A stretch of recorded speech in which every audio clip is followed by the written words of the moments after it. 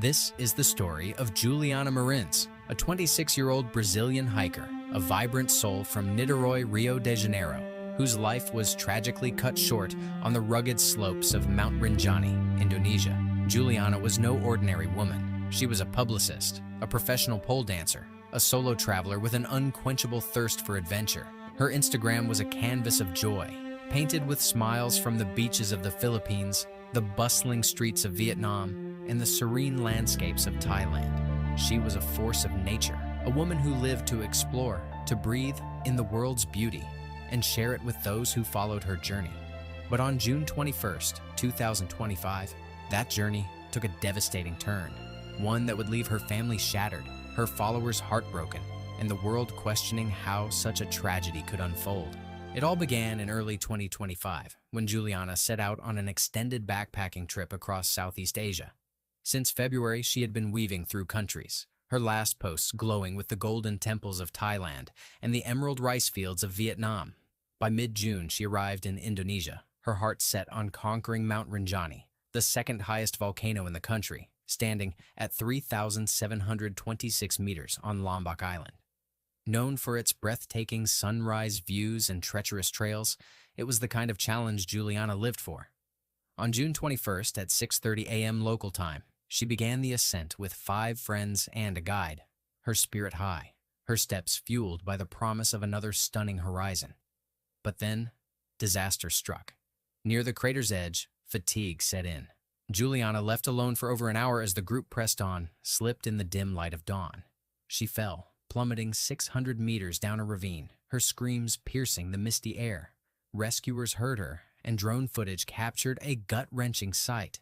Juliana, alive, clinging to life on a steep slope. She was conscious, her voice a faint cry for help echoing through the fog. That moment, frozen in time, was her last chance, a chance that slipped away as the hours turned into days. The rescue operation began immediately, or so they claimed. A team of 50 Basarnas local units, forest police, scrambled to reach her, armed with drones and thermal imaging.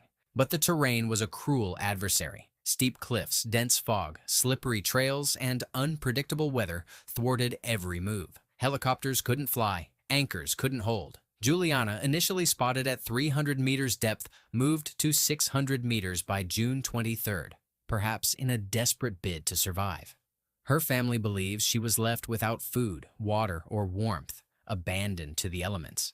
And yet, the Indonesian government insists the conditions were too extreme, that they did all they could. Did they? Because on June 24th, 3 agonizing days later, her body was found. An autopsy on June 27th revealed the brutal truth. Juliana died just 20 minutes after her fall, her body broken by fractures and hemorrhaging. She didn't freeze. She didn't linger in agony for days. She was gone before the rescue even had a chance to fail her. But fail her they did. Both the rescue team and the tourist guide who led her up that mountain. The guide, entrusted with her safety, let her lag behind, left her vulnerable on a perilous edge. Where was the oversight, the rope, the hand to pull her back? And the rescue team, 50 strong, with technology at their fingertips, took 4 days to reach her when she needed them in hours.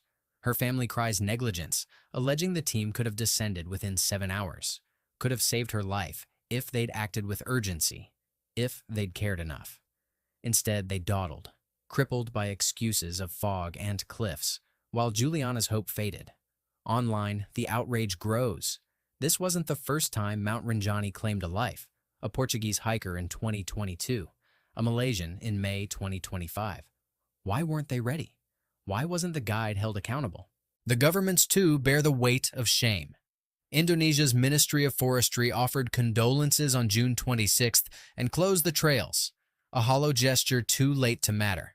Their defense, extreme conditions, rings empty when lives hang in the balance.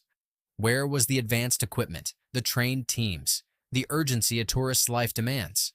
And Brazil, Juliana's homeland, faltered just as badly. The foreign ministry sent 2 diplomats, but initially refused to fund her body's return, citing cold bureaucracy. Only after public outcry did President Lula step in on June 26th, reversing the decree. Yet the damage was done, a family's grief compounded by a nation's indifference.